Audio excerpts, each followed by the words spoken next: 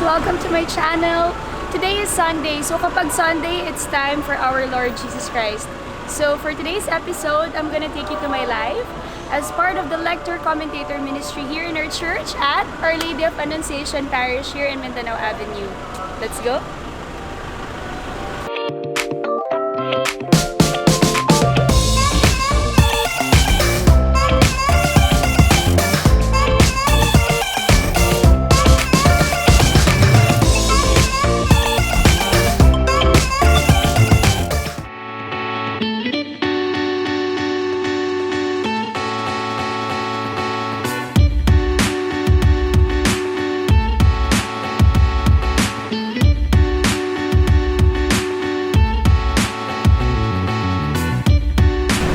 Guys, ito yung mga kaibigan ko sa simbahan. Kuya, pag hindi ko kaya mag-park, siya ang taga-park mo.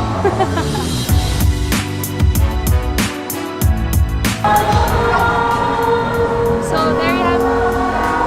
So guys, welcome to our church, Our Lady of Annunciation Parish here in Mindanao Avenue. So, this church is super close to my house.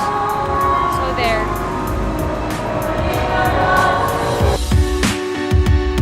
Mamaya 11 o'clock AM pa yung serve ko. So mag-tour lang tayo ng konti. This is our Eucharistic Adoration Chapel. So medyo bumubulong ako kasi bawal maingay dito. So this is actually the most favorite part of the church because usually every day after work, I go here. Petition ko kasi kay Lord yun na magdasal ako and I devote my time with Him to spend more time with Him. At least 30 minutes sa isang araw. So quiet time with the Lord lang. Kausapin ko lang siya. Kwentuhan ko lang siya. Parang best friend ko kasi siya. So parang lahat ng mga problema, para at least to distress. So dito kami tumatambay ng sister ko. Yung sister ko, lector din siya. So silence please. Okay guys, on this part, this is the candle section. Kaya kasi kayo yung pinapakitin. This is very important for me. Kasi si ate, yung naglilinis dito, everyday, before, tinutulungan ko siya magkayod ng kandila. So, ayan, tingnan natin. Itong mga kandila na to, kailangan kasi linisin to. So, kinakayod siya ng ganyan. Ayan, kinakayod siya ng ganyan. So, during my free time, kung may free time ako, tinutulungan ko si ate dito maglinis. So, nilinis namin yan, kinakayod namin yung mga kandila dito. Kaya favorite part ko rin to. Kasi nagkukot-kot lang. This is the St. Joseph's Hall. This is where we usually dyan kami nag-meeting. Dito. Mga meeting sa mga lector. Dito kami. So right now, we're going to the sacristy. So hi guys! Welcome to our sacristy. So this is where the lectors and the commentators usually prepare. Dito kami nagsasign ng attendance namin. Pero kapag pumunta ka dito, usually ang first mong gagawin is, of course, to pray. So this is the proclaimer's prayer. So here, hingi ka ng guidance kay Lord kasi as a lector, dapat hindi ka lang basta nagbabasa. You're able to relay the message of God very well para maintindihan siya ng mga tao. So dito rin kami nagpa-practice ng reading. So i-check natin yung aking attendance.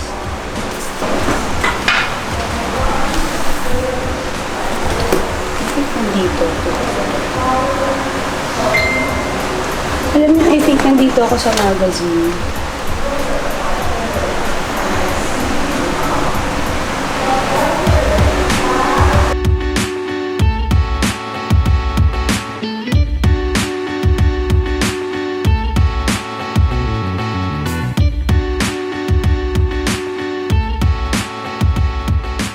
So guys, there's this magazine here, Emerald All Up at 20. So yung 20 years ng parish namin, na-feature ako dito. Hanapin natin. Dito rin yung mom ko. Wait lang. Tada! See? Diane Medina brings life to the Word of God and Church. Grabe yung payat ko pa dito. So this is my family because this picture we actually support cancer patient kids Kasi when my mom passed away year 2011, we made sure that we still continue her advocacy and her legacy, which is to help cancer patients because she died of breast cancer. So na-feature ako dito.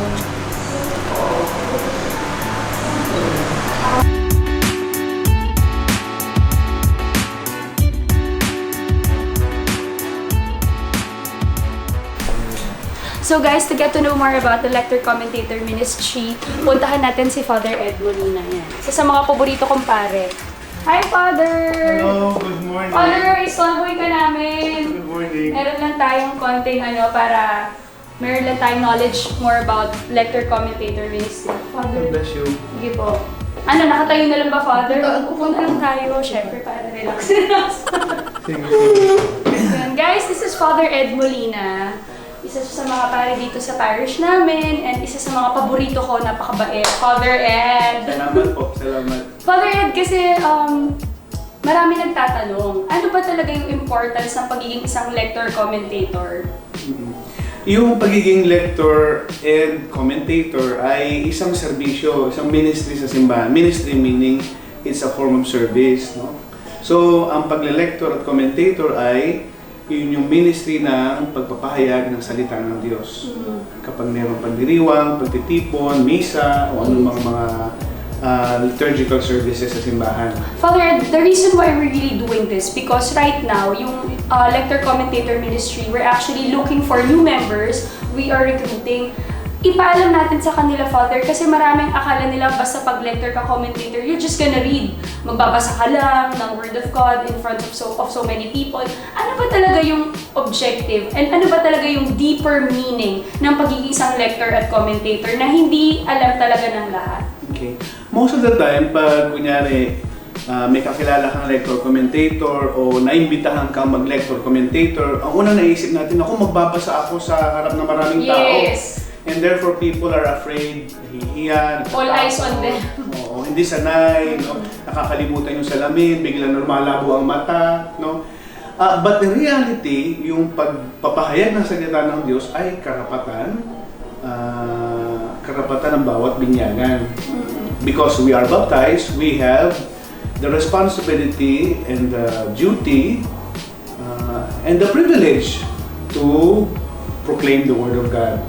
So yun ang ating, simula tayong binyagan, ay meron na tayong ganung karapatan. Father, more of, being of service para sa ating Panginoon.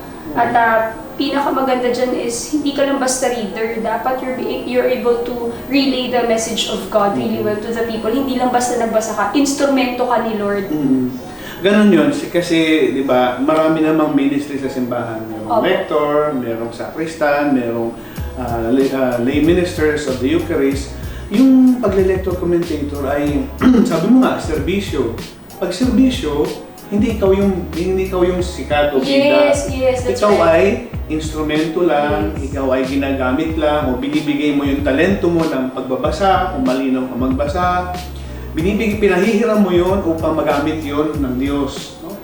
At hindi lang basta-basta pagbabasa kasi pag nagbabasa ka para sa sarili mo, ikaw lang ang nakakaintindi doon, di ba? Pero pag ikaw nagpo-proclaim, nagpapahayag ng salita ng Diyos, dapat malinaw yun sa kanila. Kasi hindi naman nila binabasa yun pinapakinggan lang nila yun, no? So sabihin, dapat maghanda ka sa malinaw, marahan na pagbabasa na maiintindihan ng mga tao. Pero hindi lang basta pagbabasa. Kasi dapat yung binabasa mo ay naiintindihan mo rin. Naiintindihan mo sa isip mo at naisa sa puso mo. Ibig sabihin, natatouch ka nung sa binabasa mo, hindi indifferent. Parang, binasa ko lang naman. Hindi. Dapat yung binasa mo yun ay nakakaantig ng puso mo. Para sa ganun ay maisabuhay mo rin siya. That's right. Alam mo, Father, ako kasi guilty ako. Siguro yung mga first few years ko as a lector, since kabado ako, kinakabahan ako. Would you believe I've been hosting for almost 10 years now, pero pag nasa altar ako, iba yung kaba ko. Nakakatakot pa rin siya talaga, kinakabahan ako. Guilty ako first few years, Father, parang nagbabasa lang ako. Tapos na-realize ko na kailangan pala talaga, iniintindi mo. So you have to come talaga prepared. Talagang inaaral mo yun bago ka nagbabasa. So yun, hindi lang siya basta nagbabasa. Actually, dapat pinaghinilayan yun Dapat nire-reflect mo yun para pag nagpahayag ka, may dating. no? Kasi hindi kumbaga nabasa ka lang. Hindi, may dating yun kasi yung pinahayag mo ay kumbaga nanguya-nguya mo na at naalunok mo na at naging Digest ko parte na na ng pala. buhay mo. Tapos pagpahayag mo, may power yun, may pwersa yung pagdating mo. Father Ed, thank you so much po for Maraming your time. salamat Pasensya din. na na-istorbo ka namin. Sana maraming mag-apply Oo sa nga. ating parish. Oo, parang be part of our LCM family. Dito po saan nga ba to? Our Lady of Annunciation Our Lady of Parish. Annunciation Parish and Shrine of the Incarnation. Maglingkod po kayo dito bilang lector, commentator. Maraming salamat. Thank you po, Father. Una na God po bless ako. you. Bye, Thank you. Father. Thank you.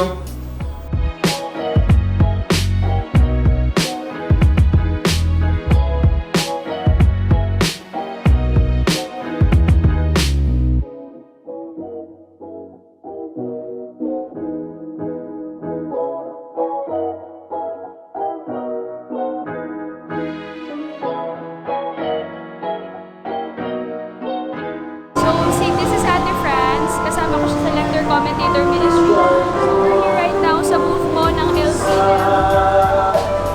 If you want to join our ministry, you can just approach us here and we will give you forms. So, flyerings tayo ngayon. So, magpa-flyers tayo. Mamimigay tayo ng mga flyers at saka application forms dun sa mga parishioners na gustong sumama sa Lector Commentator Ministry family. Ate Franz, kamusta? Marami na ba nag-apply? Yay! Thank you, Lord.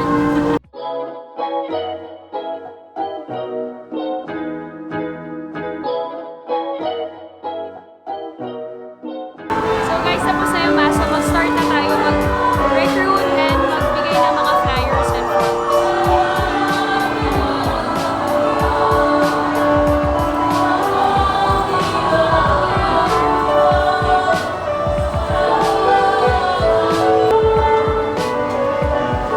So minsan nahiya sila, so tayo na yung lalapit.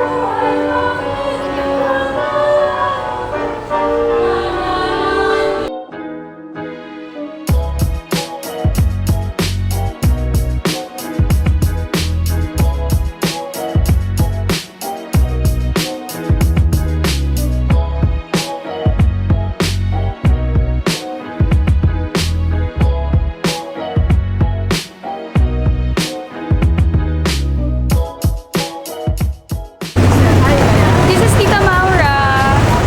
Morning! So yan, tapos na yung mass, tapos na rin tayo mag-flyer.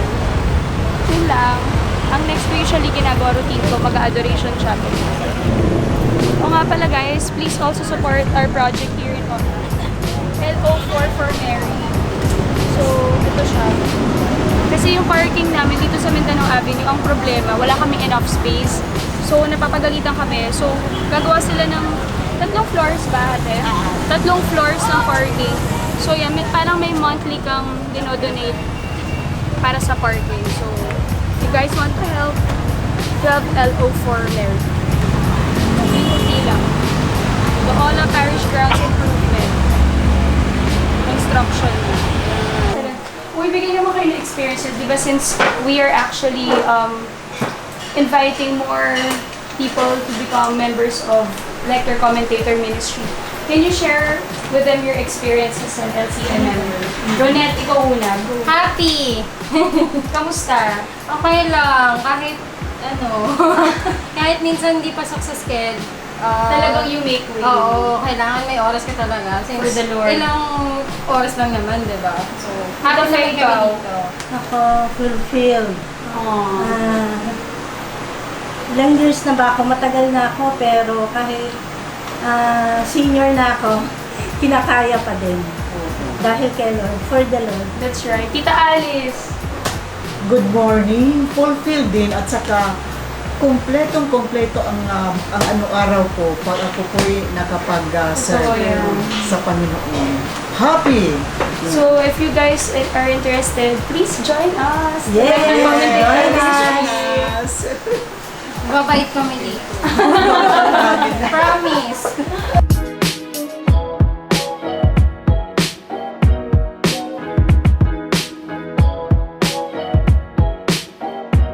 Guys, welcome to All at Bethany. Swearing Columbary. So, dito yung mommy ko kasi na-request niya nung namatay siya na dito siya ilagay mismo sa church para daw araw-araw siyang nadadasalan, everyday siyang naninisahan, and at the same time, nabibisita namin siya. Mommy! Hi, Mom! So, this is my mom. She is so beautiful. Former Binibining Pilipinas, 1973 candidate. Wait lang guys, pagod na ako. Super init pa. So, yan, ganito ako palagi. Binibisita ko lang yung mommy ko, pinakausap ko siya. So, the reason na dinala ko kayo dito, hindi lang para ipakita si mommy, but to let you guys know that my mom is my inspiration and at the same time, she is one of the reasons kung bakit ako nag-lecture commentator. Kasi just to give you a quick background, when my mom was diagnosed with breast cancer, the doctor said 50-50 na daw yung mommy ko and there's no chance to live. So my mom even went to the States for some treatments pero nothing happened. So she just went back, talagang nagdasal na lang kami kay Lord, kaming pamilya. Tapos sobrang miracle yung nangyari sa mommy ko because sabi ng doktor, no chance to live, pero nung nagsabi ang Panginoon, 10 more years. So, sobrang miracle yung nangyari sa mommy ko. So, imagine, from 50-50 to 10 more years, nag-cancer-free pa po yung mommy ko. So, doon kami naging close kay Lord. Nung nangyari yung challenge na yun sa pamilya namin, tapos nung nagka-cancer yung mommy ko. So, nag-start talaga ang mommy ko ang lector commentator. Tapos sabi ko kay Lord, Lord, I will be forever grateful and thankful kasi binigay mo yung mommy ko sa akin ng 10 more years. Kasi imagine kung kinuha si mommy noon, mga bata pa kami, hindi kami stable. At least nung kinuha siya sa amin ni Lord, kahit pa paano, stable na kami magkakapatid, may support system na. So nung time na kinuha si mommy, I never questioned God. Kasi sobra-sobra na yung blessings na binigay niya. Kaya sabi ko, Lord, petition ko sa'yo, forever ako magsuserve sa'yo. Magiging isang ganap na lector, commentator ako, and anything related para makapag-serve sa'yo, gagawin ko. So, na-realize ko talaga, our real purpose here on earth is to serve God. And everything else is secondary. Your work, me as a TV actress, TV host, events company owner, lahat yan. Everything else is just secondary. Our main priority should be God. So yun yung tinatakot sa isip ko, yun yung mga na-instill ni mommy na na-value sa akin is to serve our Lord Jesus Christ. Sabi ko nga, nakakayak na kasi looking back, sabi ko, Lord, nung kinuha niya si mommy, sabi ko, Lord, huwag mo akong papabayaan kasi napakabata ako, wala na ako agad mommy. Alam mo, God is really true to His promises. Sabi niya, I will never abandon you. I will always be faithful and merciful. Alam nyo, believe it or not, so, since nung namatay yung mommy ko, sobrang overflowing blessings. Talagang ramdam mo na nawalan man ako ng ina, God stepped up, Mama Mary stepped up. Talagang ramdam na ramdam ko yung blessings, ramdam na ramdam ko yung presence nila. At talagang naging faithful siya. Kaya ako, I will forever give back. This is my way of giving back. I'm sure everybody, lalo na sa social media accounts ko, sa Instagram ko, when I post, kapag ako po ay nagsiserve sa church, most people bash me. They will tell me na, ang show off mo naman, even when I help sa mga foundations. Alam niyo po, ako talaga, ang iniisip ko lagi, I post not to brag, but to inspire. I want to inspire a lot of people. I want to inspire them na in their own little way, we can serve the Lord. Kahit anong paraan, makakapag-serve tayo sa Kanya. Because, once again, our real purpose here on earth is to serve God. Yun talaga eh. Priority dapat natin si Lord eh. If we have time for our friends, for mga lakad o kung anumang trabaho, dapat equally divided yung oras mo. Dapat na more time pa with the Lord. Kasi lahat naman yan wala kung hindi dahil sa Kanya eh. So, yun talaga yung kinakatakot ko din nung una. That's why I'm also hesitant to do this vlog. Kasi naisip ko baka i-bash na naman ako. Pero inisip ko, hindi, magpapakatotoo ako. Kasi ito yun eh. This is my purpose. Is to promote God. Yung iba nga nagsasabi na, ba't mo pa pinupost? yung dating sa akin, nakakapag-post nga ako ng mga advertisements, ng mga products. Ba't hindi ako makapag-promote kay God, di ba? So yung binless sa akin ni Lord na kahit papaano, magagandang followers and yung mga supporters, that's my way of promoting Him. Gusto ko maipakita sa mga tao na marami tayong pwedeng magawa para makapag-serve kay Lord. And isa yun sa vlog na to, our objective really is to get new members for the Lector Commentator Ministry na habang bata pa, lalo na yung mga youth, mag-serve tayo kay Lord. Kasi we're very, very blessed. Ang daming blessings ni Lord sa atin. Alam mo yung little way mo na lang, yung maliit na paraan na makapag-give back ka sa Kanya, which is to serve Him. Talagang ibang klase. Lalo na ako yung nag-experience ko na, hi, actually guys, pinipigilan ko lang talaga umiyak. Pero, hi mom. Yung mom ko talaga is may inspiration and yan, si mommy talaga lahat. And of course, si Lord Jesus Christ, ginamit niyang instrument si mommy para mapalapit kami. Kasi dati nung bata ako, nagsisimba ako, para lang wala lang because I'm obliged to. Pero ngayon talagang deeper meaning na talagang hindi ka pababayaan ni Lord. Kasi sa lahat ng problema na dumating sa'yo, si Lord lang talaga. So yun, so basically, that's it. Yun lang naman talaga yung gusto ko sabihin sa vlog na to is si Lord dapat and si God ang number one priority natin in life. There are so many ways on how you can serve Him or how you can give back. Ang dami-dami. Isa po ito sa option is to serve dito sa church, to be a lector commentator, be nice to others, be good, be kind. In your own little way, kung pwede kang tumulong sa mga foundations or kung ano man. Sabi ko nga, may priest kasi, sabi ko, Father, paano yun kung may bata na kumakatok sa'yo? Di ba usually isipin mo, ayoko bigyan yan kasi baka ano yan, baka ano yung tinatawag nila, modus or something.